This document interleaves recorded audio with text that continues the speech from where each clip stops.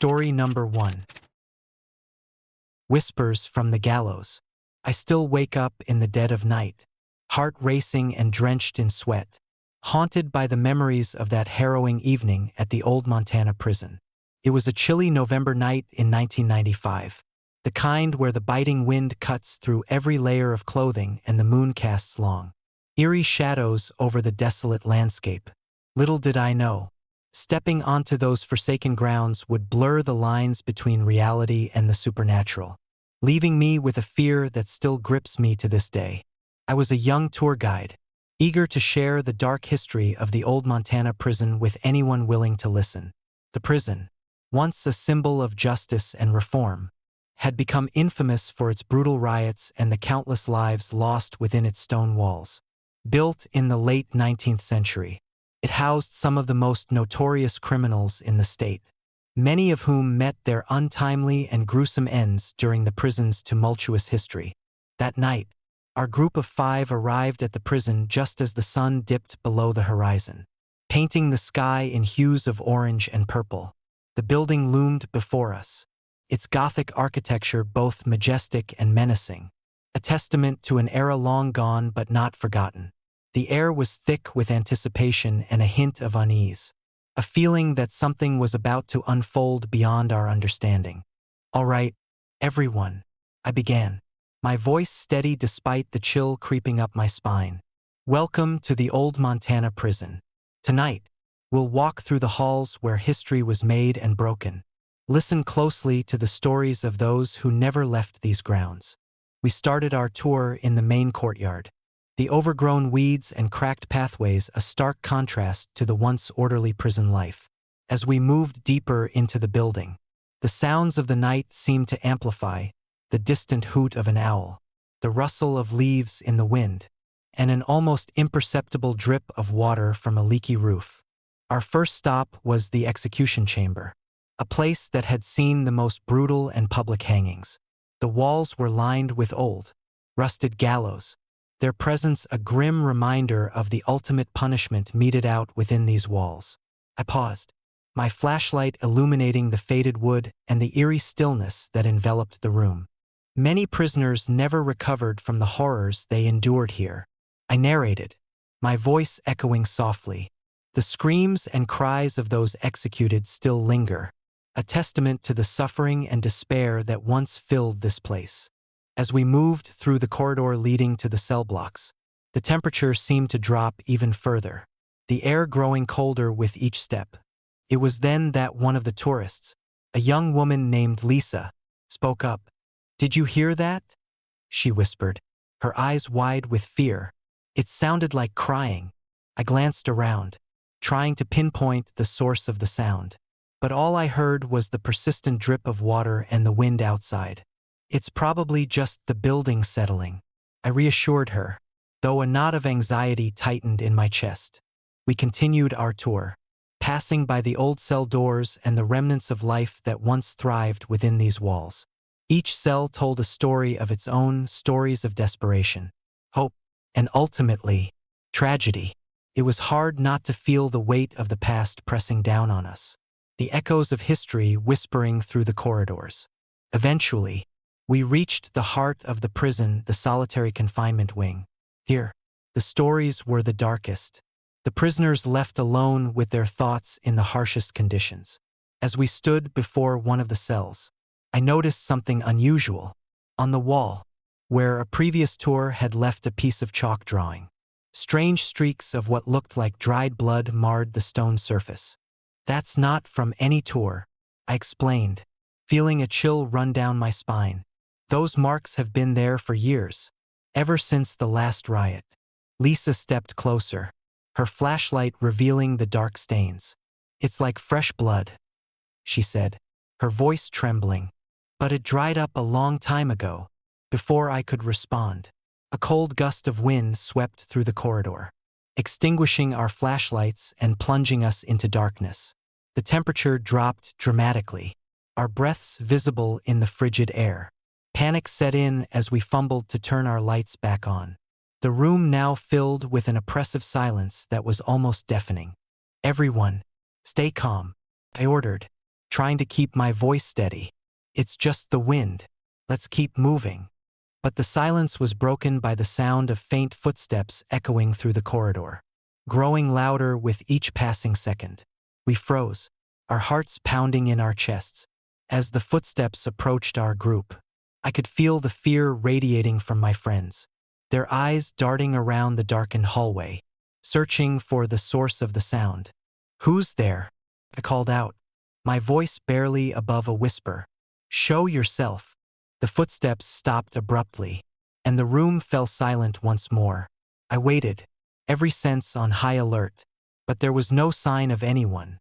Just as I was about to breathe a sigh of relief, a soft, sorrowful cry echoed through the corridor, followed by the unmistakable sound of chains clinking against the stone floor. "Lisa," a voice whispered, and I turned to see her pointing towards the end of the hallway. There, standing in the shadows, was a figure, a man dressed in old-fashioned prison garb, his face obscured by the darkness, his eyes hollow and empty. "Help us," he whispered, his voice filled with an indescribable sadness. "Don't leave us here." I stepped forward, my fear momentarily forgotten as compassion took hold. "What do you want?" I asked, my voice trembling. The figure raised his hand, the chains around his wrists glinting in the faint light. "Remember us," he pleaded, his voice echoing through the corridor. "Remember our suffering and honor our memories." Before I could respond, the figure began to fade, his form dissolving into the shadows as the temperature rose back to normal. The cries and footsteps ceased, replaced by the familiar sounds of the night outside. I stood there, stunned and shaken, as the rest of the group began to murmur among themselves, the fear now mixed with awe. "That was unbelievable," Sarah said, her voice shaky. "We need to get out of here," Jake insisted, his eyes wide with fear. I nodded, gathering my composure as we hurried back through the corridor, the oppressive silence replaced by the normal sounds of the abandoned prison. As we made our way towards the exit, the weight of the encounter settled heavily on me, a reminder of the thin veil that separates our world from the restless spirits of the past. Once outside, we didn't stop until we were safely back at the bus, the first light of dawn beginning to pierce through the horizon. The journey home was quiet, each of us lost in our own thoughts, the image of the sorrowful man haunting our minds. In the days that followed, we tried to process what had happened, sharing our stories with anyone who would listen. Most people dismissed our accounts as figments of our imagination, fueled by the prison's eerie reputation. But for us, the experience was all too real, a chilling reminder that some places hold secrets that refuse to stay buried, their echoes lingering long after the physical structures have crumbled. Years have passed since that night at the old Montana prison, but the memory remains vivid, a constant reminder of the thin line between curiosity and recklessness. I often find myself drawn back to the stories of haunted places, the whispers of the past echoing through the shadows, reminding us that some secrets are better left undisturbed. But I heed the warning of that night, respecting the boundaries that hold the shadows at bay, and honoring the memories of those who never found peace within those stone walls.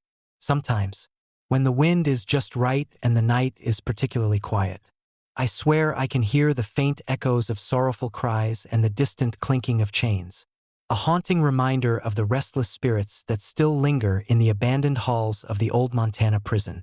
The whispers of the past continue to resonate within me, urging me to remember, to honor the lives that were lost, and to respect the boundaries between our world and the supernatural. If you ever find yourself wandering the desolate grounds of a forgotten prison or exploring the abandoned corners of history, heed my warning. Respect the stories whispered among the shadows, honor the lives that were lost, and beware the restless spirits that linger in the darkness.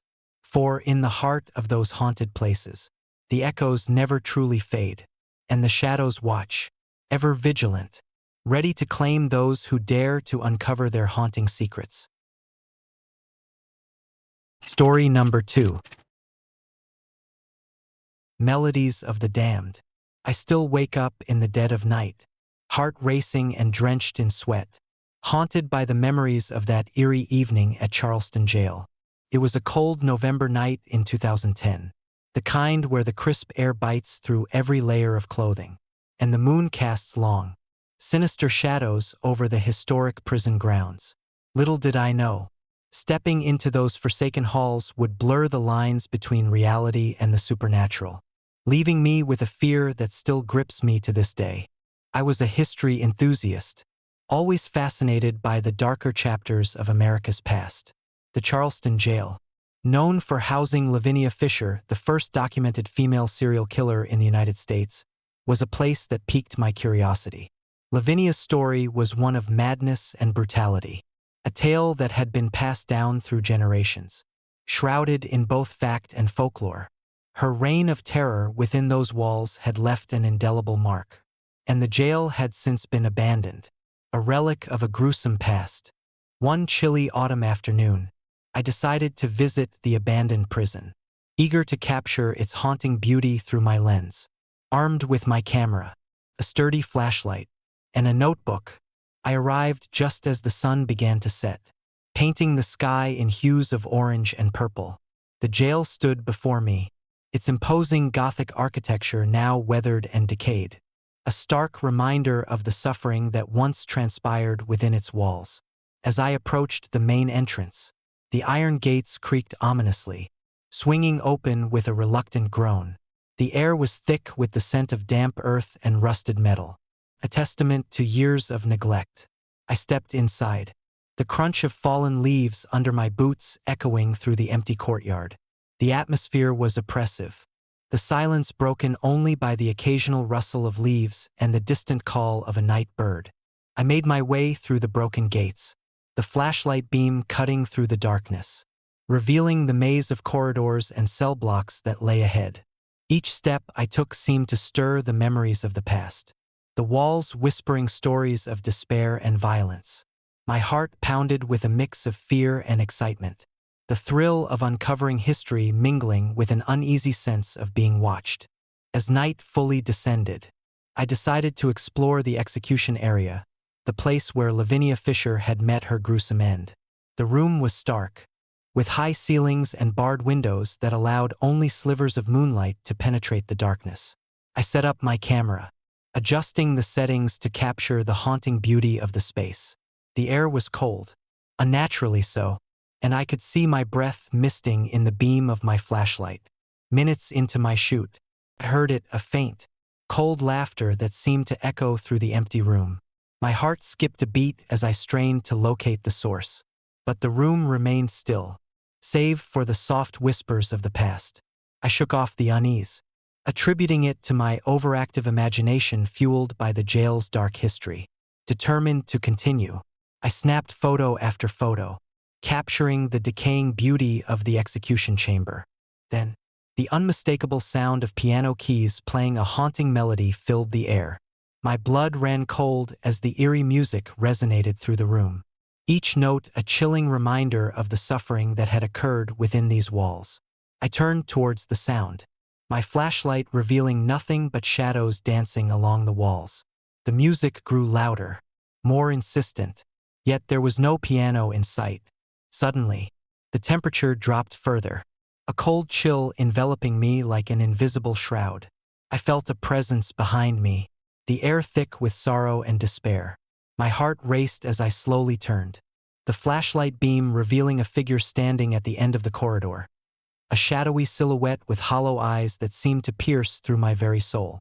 It was Lavinia Fisher, her ghostly form a manifestation of the darkness that had consumed her in life. "Leave now," she whispered, her voice a mere breath yet filled with an unbearable weight. "This place holds our pain, our suffering. Do not awaken what should remain at rest." I stumbled back, my mind racing to comprehend the impossible sight before me. "I'm sorry," I managed to choke out, tears welling in my eyes. "I didn't mean to disturb you." Her form began to fade, the shadows swirling around her as the temperature rose once more. The haunting melody of the piano faded into the night, leaving behind an oppressive silence that pressed down on me. I grabbed my camera. The images on the screen now filled with ghostly apparitions and streaks of cold light that defied explanation. Determined to leave the penitentiary, I made my way back through the labyrinthine corridors, the weight of Lavinia's presence lingering like a heavy fog. Every shadow seemed to hide a fragment of the past, every corner a reminder of the lives lost within those walls. As I reached the main entrance, the first light of dawn began to pierce through the darkness, casting long shadows that seemed to retreat before the rising sun. Breathing heavily, I stepped out into the cool morning air, the jail standing silent and foreboding behind me. The experience had left an indelible mark on my soul, a haunting reminder of the thin veil between our world and the restless spirits of the past. I never took another solitary night shoot at historical sites, but the memory of that night remained, a constant presence that shadowed my every step. In the days that followed, I reviewed the photos, each image a chilling testament to the night I encountered Lavinia Fisher's spirit. The cold laughter and piano melodies were captured in ghostly overlays, blending the past with the present in a macabre dance. I shared my experience with friends and fellow enthusiasts, but most dismissed it as a vivid hallucination, a product of my imagination running wild in the haunted halls of the penitentiary. But deep down, I knew the truth. Some places hold secrets that refuse to stay buried, their echoes lingering long after the physical structures have crumbled. The old Montana prison was one such place, its dark history etched into the very fabric of its walls, waiting for those brave enough or foolish enough to uncover its haunting secrets. Years have passed since that fateful night, but the memory remains vivid, a constant reminder of the thin line between curiosity and recklessness. I often find myself drawn back to the stories of haunted places, the whispers of the past echoing through the shadows, reminding us that some boundaries are better left undisturbed. But I heed the warning of that night, respecting the limits that hold the shadows at bay and honoring the memories of those who never found peace within those stone walls.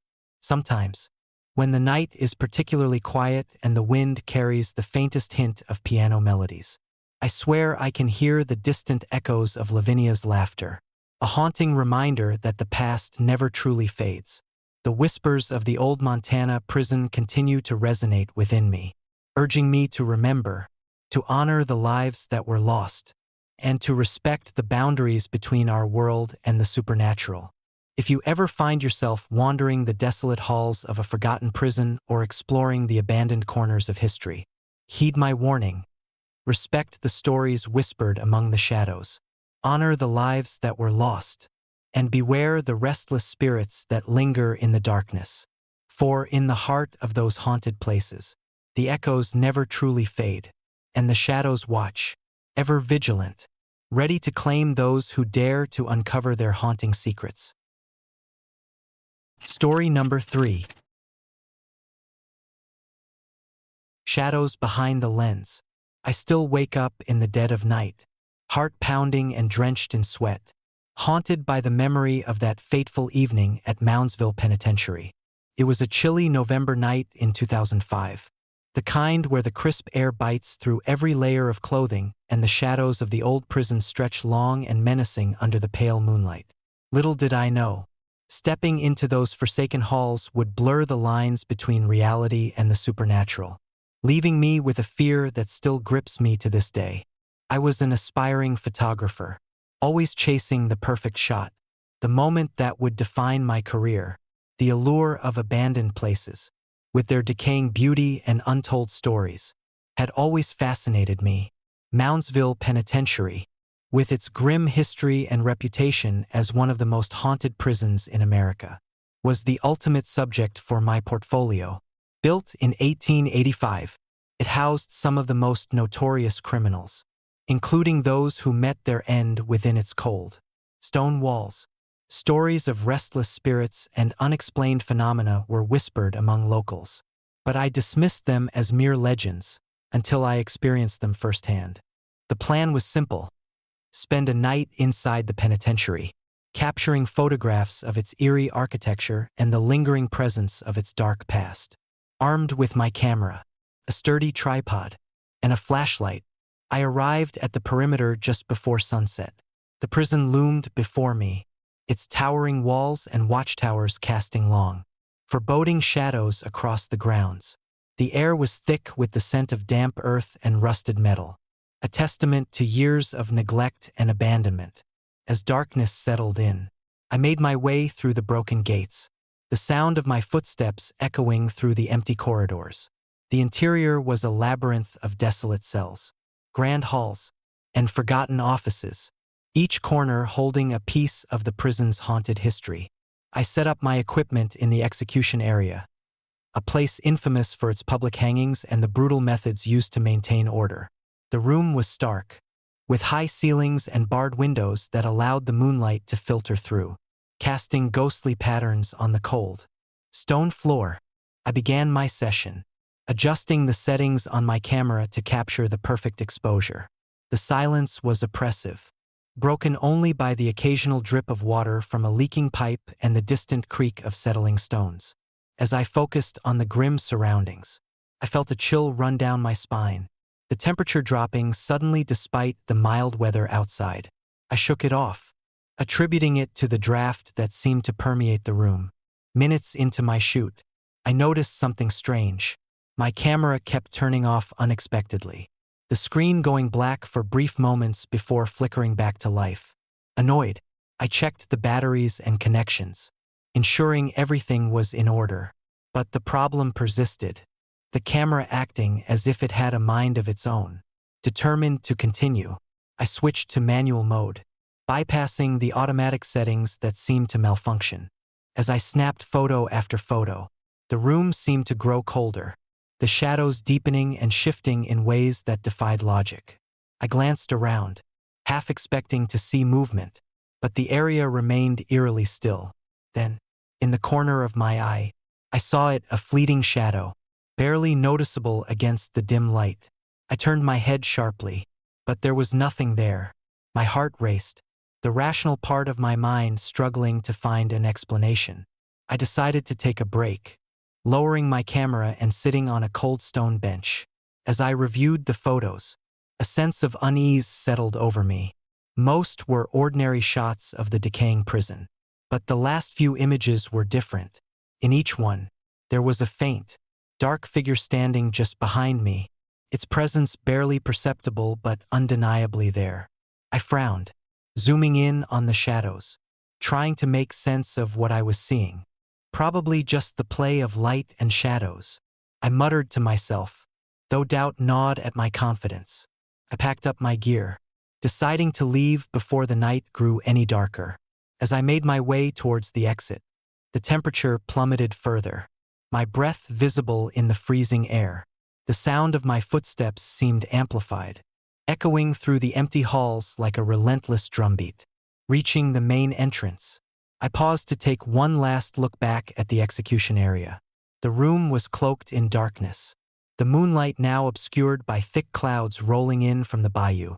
Just as I turned to leave, a cold gust of wind swept through the prison, slamming the heavy doors shut with a thunderous bang. I jumped, my heart leaping into my throat as I rushed towards the doors, trying to pry them open, but they wouldn't budge, the metal bars holding firm against my desperate attempts. Panic surged through me as I backed away, the realization that I was trapped sinking in. The temperature continued to drop, the oppressive silence now broken by a faint, sorrowful whisper that seemed to emanate from the walls themselves. "Stay with us. Remember us." I turned to face the execution area once more, the shadows now shifting and contorting into sinister shapes. The camera, left on the stone bench, began to flicker back to life, the screen displaying images I hadn't taken. Through the lens, I saw the dark figure again, this time more defined, its hollow eyes staring directly at me with an intensity that sent chills down my spine. "Who are you?" I shouted into the darkness, my voice trembling with fear. The figure didn't respond, but the whispers grew louder, more insistent. The air thickened, making it difficult to breathe, as if the very essence of the prison was pressing down on me. drawing me into its eternal torment. Desperate to escape, I pounded on the doors, screaming for help, but my cries were swallowed by the oppressive silence. The shadows seemed to move closer, the figure inching towards me with each passing second. My mind raced, searching for a logical explanation, but the fear was too overwhelming to think clearly.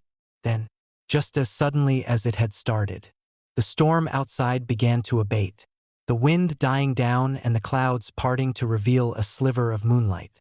The doors to the penitentiary creaked open, the cool night air rushing in and breaking the supernatural hold that had ensnared me. Without hesitation, I sprinted towards the exit, the shadows receding as I fled through the gates and into the safety of the night. Breathless and trembling, I reached my car and fumbled with the keys, my hands shaking uncontrollably. As I started the engine and drove away, the image of the headless man lingered in my mind, a ghostly reminder of the horrors that lay within those walls. I never took another night shoot at Moundsville Penitentiary, but the memory of that night remains, a haunting echo of the thin veil between our world and the unknown. In the days that followed, I tried to rationalize what had happened, telling myself it was a combination of stress and the eerie atmosphere of the abandoned prison. But deep down, I knew the truth: we had encountered something beyond our understanding. A restless spirit bound to the penitentiary by his own torment and the pain of his final moments. Years have passed since that fateful night, but the memory remains vivid, a constant reminder of the thin line between curiosity and recklessness. I often find myself drawn back to the stories of haunted places, the whispers of the past echoing through the shadows, reminding us that some places hold secrets that refuse to stay buried. But I heed the warning of that night, respecting the boundaries that hold the shadows at bay. Sometimes, when the wind is just right and the moon casts long shadows over the deserted streets, I catch a glimpse of something out of the corner of my eye, a fleeting shadow, a pair of hollow eyes staring back at me from the darkness. The whispers return, soft and insistent, urging me to remember, to acknowledge the presence that lurks just beyond the edges of my perception. If you ever find yourself venturing into the abandoned halls of an old prison or exploring the forgotten corners of history, heed my warning. Respect the stories whispered among the shadows. Honor the lives that were lost, and beware the restless spirits that linger in the darkness. For in the heart of those haunted places, the echoes never truly fade, and the shadows watch, ever vigilant, ready to claim those who dare to uncover their haunting secrets. Story number 4. Whispers of Shawshank. I still wake up in the dead of night, heart pounding and drenched in sweat, haunted by the memories of that evening at the Ohio State Reformatory. It was a chilly November night in 2003, the kind where the wind howls through the empty halls, and the shadows dance menacingly against the cold, hard walls. Little did I know, stepping into those abandoned corridors would blur the lines between reality and the supernatural, leaving me with a fear that still grips me to this day. I was 12 years old, wide-eyed and endlessly curious, the age where imagination often overshadows reason. Our town had always held a peculiar fascination with the old penitentiary, a relic of the past, its imposing Gothic architecture a stark contrast against the modern skyline. Stories of its harsh punishments, notorious inmates, and whispered tales of restless spirits were common among the locals. Naturally, these stories fueled my adventurous spirit, compelling me to explore the forbidden grounds despite the warnings. One crisp autumn afternoon, my friends Jake, Emily, and I decided to venture into the reformatory, armed with flashlights, cameras, and a map we had meticulously drawn from overheard conversations. We sneaked through a broken fence and made our way towards the main entrance. The gate creaked ominously as we pushed it open, the sound echoing through the empty courtyard. "Are we really doing this?" Emily whispered, her voice wavering between excitement and fear. "Of course we are," Jake replied, his bravado masking his own unease. "Imagine the stories we could uncover." The inside of the penitentiary was a labyrinth of dark hallways and vast cell blocks, each step stirring up memories of a time long gone. The air was thick with the scent of mildew and decay, the remnants of past lives lingering in every corner. As we navigated through the building, our flashlights flickered, casting eerie shadows that seemed to move with a life of their own. We reached the infamous cell block D. Known for housing the most violent and unrepentant inmates, the story spoke of Thomas the Butcher Malone, a sadistic killer whose brutality was unmatched. Malone had met a gruesome end within those walls, and it was said his spirit never left, forever trapped in the darkness of his cell, reliving his violent actions for eternity. Determined to find evidence of Malone's presence, we split into pairs. Emily and I took the north wing, while Jake and another friend ventured towards the guard towers. The further we delved into the penitentiary, the more oppressive the atmosphere became, as if the very walls were closing in on us. As the sun began to set, the temperature dropped, and the shadows grew longer. It was then that we heard it, a faint, sorrowful crying echoing through the halls. My heart raced as I signaled to Emily to follow me towards the source of the sound. We navigated the winding corridors, the crying growing louder and more distinct with each step. We arrived at cell 14D, Malone's old cell. The door was ajar, creaking softly as we pushed it open. The cell was empty, save for the remnants of Malone's presence, a rusted bed frame, a single, tattered blanket, and the lingering scent of sweat and blood. I shone my flashlight around, hoping to catch a glimpse of the ghostly inmate, but saw nothing. Suddenly, the door slammed shut behind us, plunging the cell into darkness. Panic surged through me as I fumbled for my flashlight, the beam flickering erratically. The crying stopped abruptly, replaced by an oppressive silence that pressed down on us. Emily clung to me, her eyes wide with fear. "Jake? Where are you guys?" I called out, my voice trembling. There was no response, only the sound of our own ragged breathing. I tried to open the door, but it wouldn't budge. The walls seemed to close in, the air growing colder with each passing second. A sense of dread settled over us as the temperature plummeted, our breath visible in the frigid air. Then, without warning, the room was filled with the sound of heavy chains dragging across the floor. The oppressive silence was shattered by the unmistakable sound of footsteps, slow and deliberate, echoing through the cell.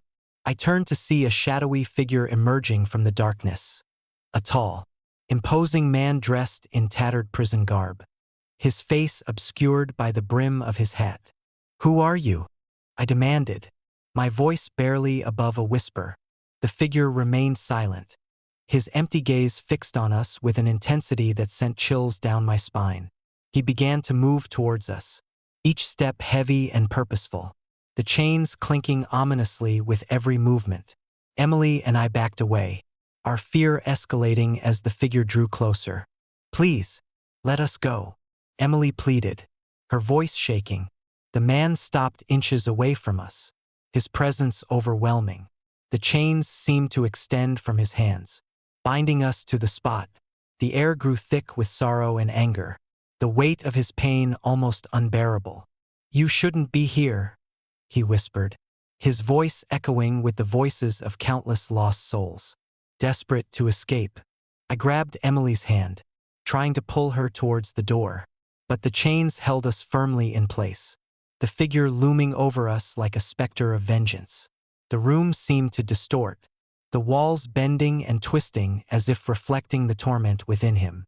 Suddenly, a surge of energy pulsed through the cell, breaking the chain's hold and sending us stumbling back.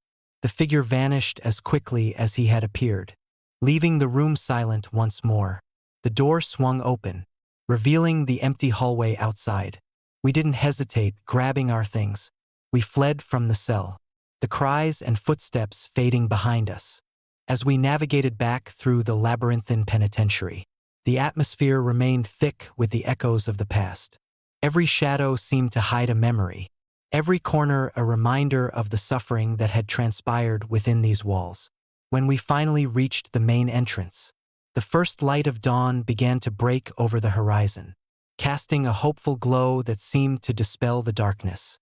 Breathing heavily, we stepped out into the cool morning air, the oppressive silence of the penitentiary behind us. We didn't speak for a while, each of us processing the horror we had just witnessed. The experience had bonded us in a way that nothing else could.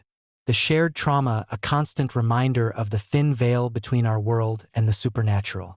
In the days that followed, we tried to rationalize what had happened, attributing it to our overactive imaginations and the eerie atmosphere of the abandoned penitentiary. But deep down, we knew the truth. We had encountered something beyond our understanding. A restless spirit bound to the penitentiary by his own cruelty and suffering. Years have passed since that fateful night, but the memory remains vivid, a constant reminder of the thin line between curiosity and recklessness. I often find myself drawn back to the stories of Eastern State Penitentiary, the whispers of the past echoing through the shadows, reminding us that some places hold secrets that refuse to stay buried. If you ever find yourself wandering the desolate halls of a forgotten prison or exploring the abandoned corners of history, heed my warning. Respect the stories whispered among the shadows. Honor the lives that were lost, and beware the restless spirits that linger in the darkness. For in the heart of those haunted places, the echoes never truly fade, and the shadows watch, ever vigilant, ready to claim those who dare to uncover their haunting secrets. Story number 5. Echoes of the Silent Guard. I still wake up in the dead of night, heart racing and drenched in sweat, haunted by the memories of that harrowing visit to the West Virginia Penitentiary.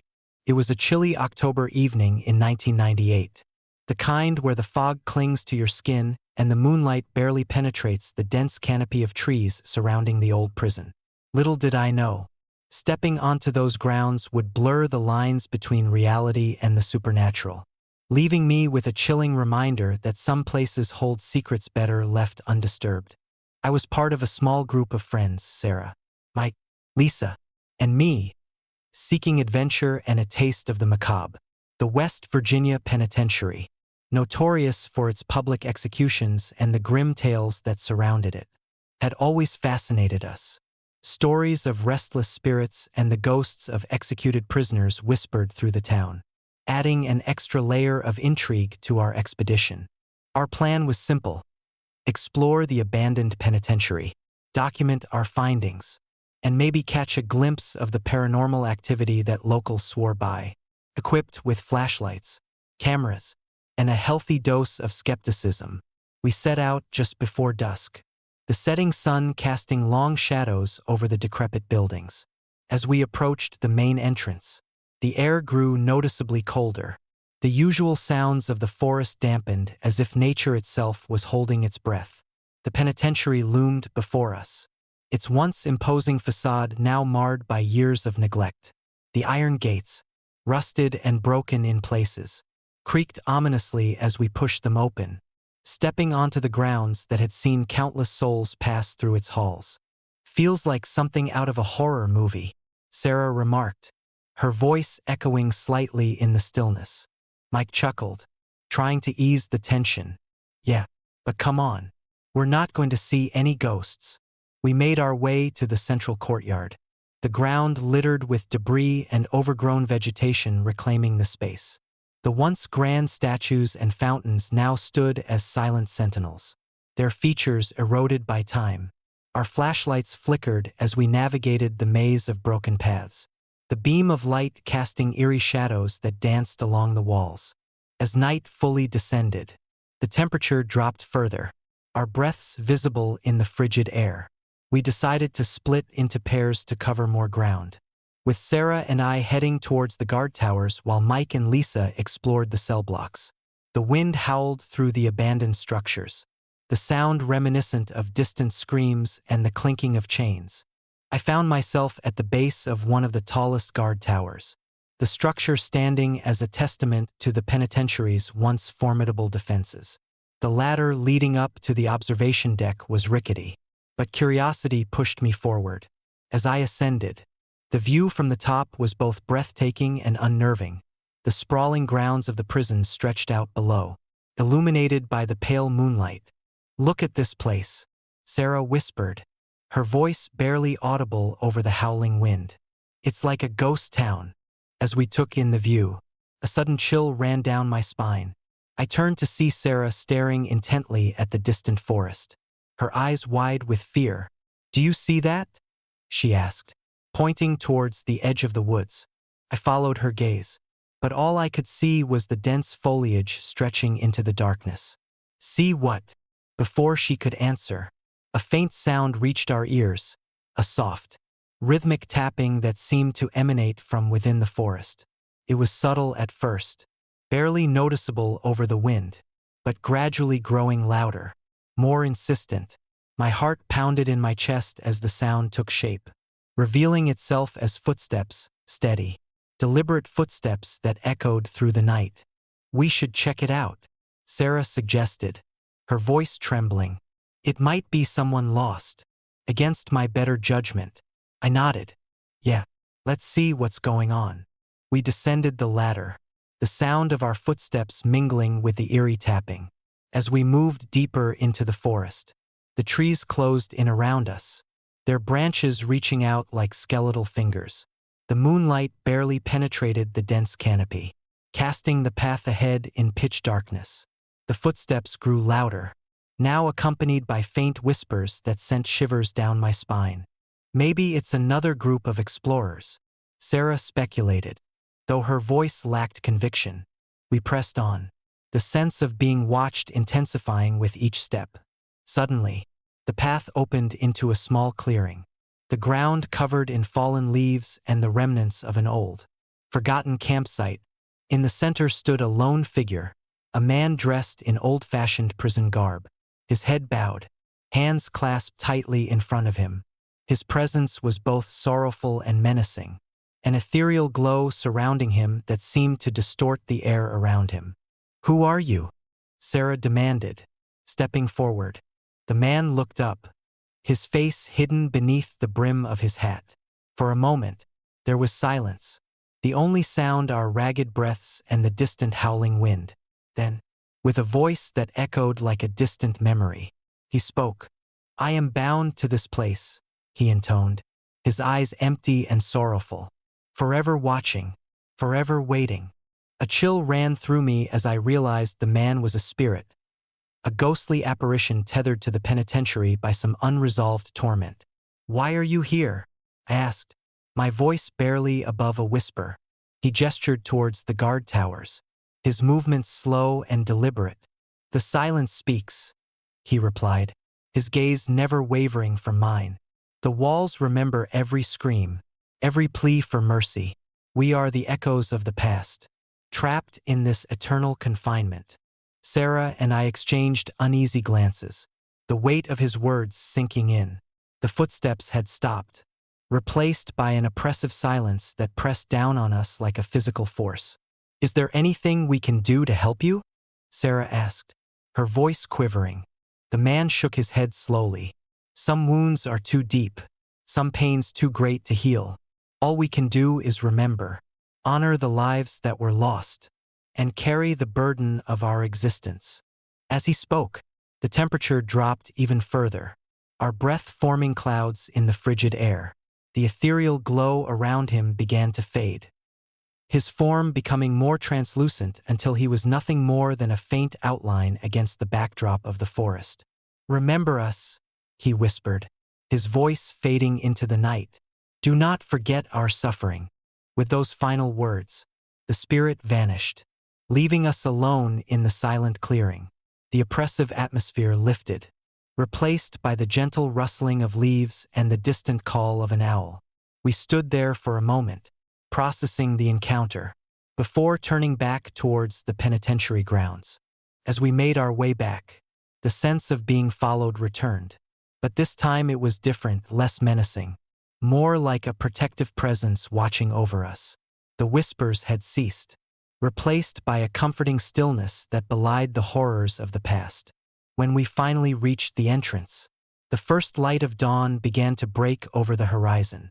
casting a warm glow over the abandoned penitentiary. The building stood silent, its secrets once again hidden beneath layers of time and neglect. "Let's never come back here again," I said, my voice steady despite the lingering fear. Sarah nodded in agreement, her eyes reflecting the same resolve.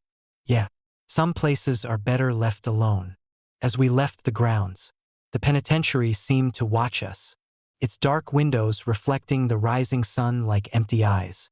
The echoes of the past had whispered their final message, a haunting reminder of the lives lost and the suffering endured within those walls. Years have passed since that fateful night, but the memory of the silent guard at West Virginia Penitentiary remains vivid, a constant reminder of the thin veil between our world and the supernatural. I often find myself drawn to the stories of the haunted, the restless spirits that linger in places of tragedy and torment. But I heed the warning of that night, respecting the boundaries that hold the shadows at bay. Sometimes, when the wind is just right and the fog rolls in thick from the mountains, I swear I can hear the faint echoes of the past, the soft footsteps, the sorrowful whispers, and the haunting cries of the forgotten. The West Virginia Penitentiary stands as a testament to the enduring power of the human spirit, both in life and in death, forever bound to its dark history. If you ever find yourself wandering the desolate grounds of an old prison or exploring the forgotten corners of history, remember this: respect the stories whispered among the shadows, honor the lives that were lost, and beware the silent guards that watch over the darkness. For in the heart of those haunted places, the echoes never truly fade, and the spirits remain ever vigilant, ready to claim those who dare to uncover their haunting secrets. Story number 6. Whispers of Cell 14D. I still wake up in the dead of night, heart pounding and drenched in sweat, haunted by the memories of my nights on Alcatraz Island. The island's isolation, once a symbol of unbreakable confinement, has long since been abandoned as a federal prison. Yet, its legacy of fear and sorrow clings to every stone and shadow, a reminder that some walls hold more than just the weight of incarceration. It was September 1985 when I started my shift as a night security guard at the now-abandoned Alcatraz Federal Penitentiary. The prison, perched on a rocky island in San Francisco Bay, had been closed for years, its eerie silence broken only by the occasional call of seagulls and the relentless crashing of waves against the jagged cliffs. My job was simple: patrol the grounds, ensure no trespassers entered, and maintain the security systems that still hummed with forgotten energy. From the moment I stepped onto the island, an inexplicable chill settled over me. The remnants of the prison's grim past were palpable: the rusted bars, the shattered windows, and the decaying cells that once held some of America's most notorious criminals. But it was Cell Block D that drew my attention the most. Known as the heart of Alcatraz's brutality, it was here that the most violent and unrepentant inmates were kept, isolated from the rest of the prison population in solitary confinement. Cell 14D, in particular, had a reputation that sent shivers down the spines of even the toughest guards. Legends spoke of a man named Thomas the Butcher Malone, a sadistic killer whose brutality was unmatched. Malone had been confined to 14D for unruly behavior and was rumored to have met a gruesome end within those walls. Some said his spirit never left, forever trapped in the darkness of his cell, reliving his violent actions for eternity. One night, as the clock struck midnight, I was making my rounds through Cell Block D. The halls were dimly lit, the flickering fluorescent lights casting long, eerie shadows that seemed to move of their own accord. I passed by Cell 14D, the door slightly ajar, a faint, musty odor escaping into the corridor. My flashlight beam cut through the darkness, illuminating the empty cell. No signs of Malone, just the cold, unyielding walls that held his restless spirit. As I moved to the next cell, a sudden noise stopped me in my tracks, a soft, rhythmic thumping coming from within 14D. My heart raced as I approached the door, every step echoing loudly in the silent hallway. I pressed my ear against the cold metal, straining to hear over the sound of my own breathing. The thumping grew louder, more insistent, as if someone was pacing back and forth inside the cell. "Hello," I called out softly, trying to keep my voice steady. "Is anyone there?" No response, just the relentless thumping that seemed to pulse through the very air. I fumbled with the keys, unlocking the door with a creak that seemed unnaturally loud. Pushing the door open, I stepped inside, my flashlight revealing an empty cell, no signs of Malone, no movement, nothing out of the ordinary. I took a deep breath, trying to calm my nerves.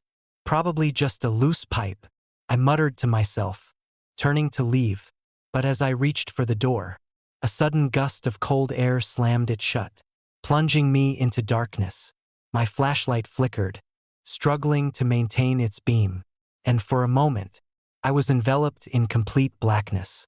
Then, the whispers began, soft at first, like the distant murmur of a crowd. The voices grew louder, more distinct. "Help us! Help us!" they echoed, filling the cell with a haunting plea. My heart pounded in my chest as I spun around, the flashlight beam trembling in my hand. There, standing in the corner of the cell, was a shadowy figure, tall and imposing, its features indistinct, almost blending into the darkness. "Who are you?" I demanded, my voice barely above a whisper, the fear threatening to take hold. The figure didn't respond. Instead, it began to move towards me, each step silent yet filled with a palpable sense of anguish.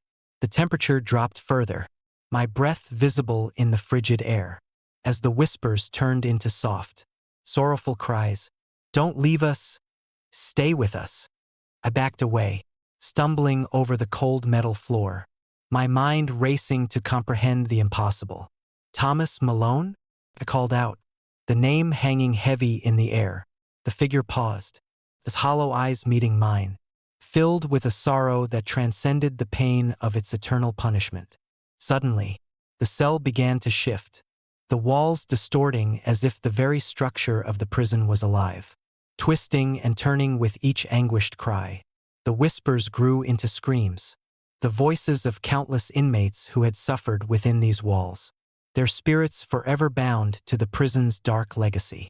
Terrified, I turned to flee, but the door had vanished, replaced by solid stone.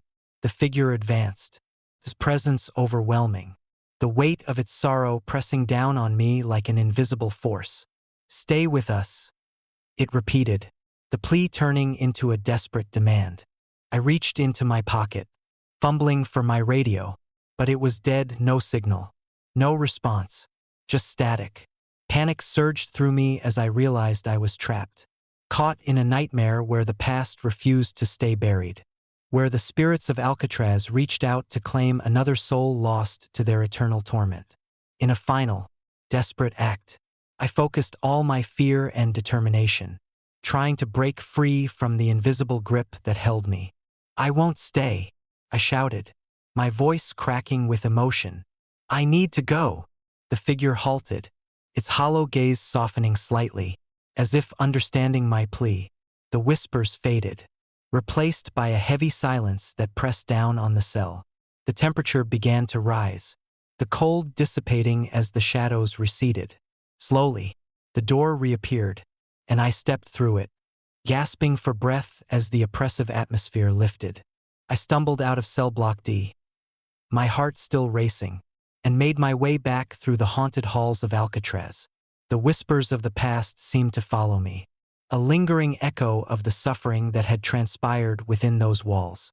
As I reached the main gate, the first light of dawn broke over the horizon, casting long shadows that seemed to retreat before the rising sun.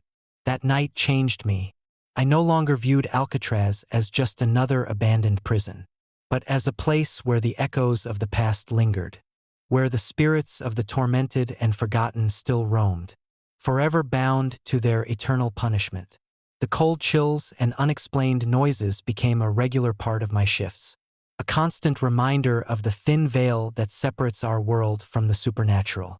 Years later, I left my job at Alcatraz, seeking to escape the haunting memories that still lingered in my mind. but the whispers never truly faded.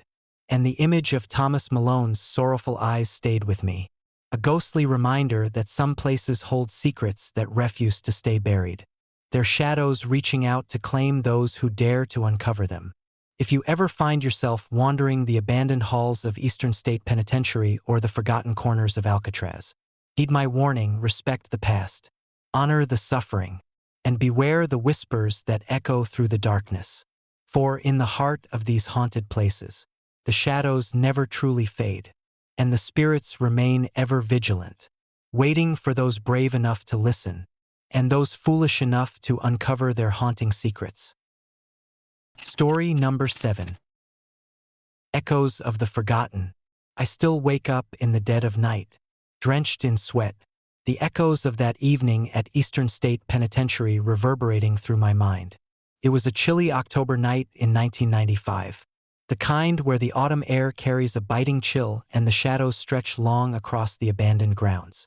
Little did I know, stepping onto those desolate grounds would blur the lines between reality and the supernatural, leaving me with a haunting memory that refuses to fade. I was a part-time maintenance worker for the city, tasked with occasional upkeep of the old Eastern State Penitentiary. Once the most notorious prison in America, it had been abandoned for years, its imposing Gothic architecture a relic of a brutal past. The penitentiary stood as a silent sentinel on Copper Beach Road, its windows darkened and its walls cloaked in ivy, hiding secrets that the daylight couldn't expose. That night, I had been called in for a routine inspection of the electrical systems in the maintenance shed near Cell Block D. The air was crisp, the moon casting a pale light that filtered through the broken windows, illuminating the dust particles that danced lazily in the beam. I grabbed my flashlight and made my way through the rusted gates, the crunch of fallen leaves under my boots the only sound accompanying me. As I approached the shed, an unsettling silence enveloped the area. The usual sounds of nocturnal creatures were absent, replaced by an oppressive stillness that made my skin crawl. I pushed open the heavy door, the hinges creaking in protest, and stepped inside. The shed was cluttered with old tools and forgotten remnants of the penitentiary's operational days. I began my inspection, methodically checking the wiring and ensuring everything was in working order. Minutes turned into hours as I worked, the isolation of the penitentiary heightening my senses. Every sound seemed amplified, the drip of water from a leaky pipe, the distant howl of a stray dog, and the occasional scuttle of a rat in the darkness. Despite the routine nature of my task, a nagging feeling of being watched gnawed at me, a sense of unease that I couldn't shake off. As midnight approached, I decided it was time to head back. Packing up my tools, I made my way towards the exit, the flashlight beam guiding me through the maze of shadows. That's when I heard it, a faint, eerie sound that sent chills down my spine. It was a combination of distant screams and the clinking of chains, echoing through the empty corridors of the penitentiary. My heart raced as I paused, trying to locate the source of the sound. The screams were muffled, almost as if they were coming from another dimension, while the chains dragged with a deliberate, torturous rhythm. I strained my ears, the noise growing louder and more distinct, until I realized it was coming from the hallway leading to Cell Block D. Summoning every ounce of courage, I shone my flashlight down the corridor, the beam cutting through the darkness. There, at the end of the hall, stood a figure, an elderly man dressed in tattered prison garb, his head obscured by a wide-brimmed hat and the shadows that enveloped him. He stood motionless, staring directly at me with eyes that seemed to pierce through my very soul. "Hello," I called out, my voice trembling slightly. The man didn't respond. Instead, he began to move, his gait slow and deliberate, as if every step was a struggle against an unseen force. I followed, my curiosity overcoming my fear, the whispers of the past guiding my path. As I approached, the temperature seemed to drop, the air growing thick with a palpable sense of dread. The man's presence was suffocating, his silent stare a window into the torment that lay within. "Are you lost?" I asked, taking a cautious step closer. but he remained silent, his head still hidden beneath his hat. Suddenly, the ground beneath us seemed to tremble, the walls of the penitentiary groaning under the weight of forgotten memories. The man raised a hand, and a surge of energy coursed through the corridor, causing the walls to ripple like water. The screams intensified, now accompanied by the sound of footsteps echoing in the distance. I felt a pull, an irresistible force drawing me towards the man, his presence becoming more intense with each passing second. My mind screamed for me to run, but my body refused to obey. Rooted to the spot by an invisible bond, the man extended his arm, and in a split second, his headless form became clear.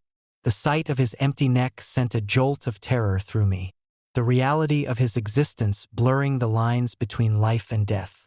"Help us!" The whispers echoed in my mind, a chorus of lost souls yearning for release. I stumbled back, breaking free from the invisible hold, and turned to flee.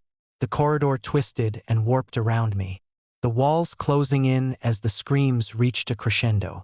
The headless man began to chase, his movements unnaturally swift, his presence a manifestation of the penitentiary's dark history.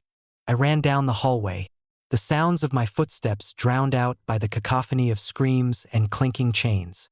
The exit seemed to drift further away, the darkness enveloping me like a suffocating blanket. Desperate, I threw myself towards the door, but it remained stubbornly shut, the heavy metal bars blocking my escape. In a final act of desperation, I turned back to face the man, my lungs burning with fear and exertion. "What do you want?" I cried out, tears streaming down my face. The man stood before me, his empty gaze fixed on my trembling form. The whispers grew louder, their pleas echoing in my mind. "Remember us," they chanted, "and honor our pain."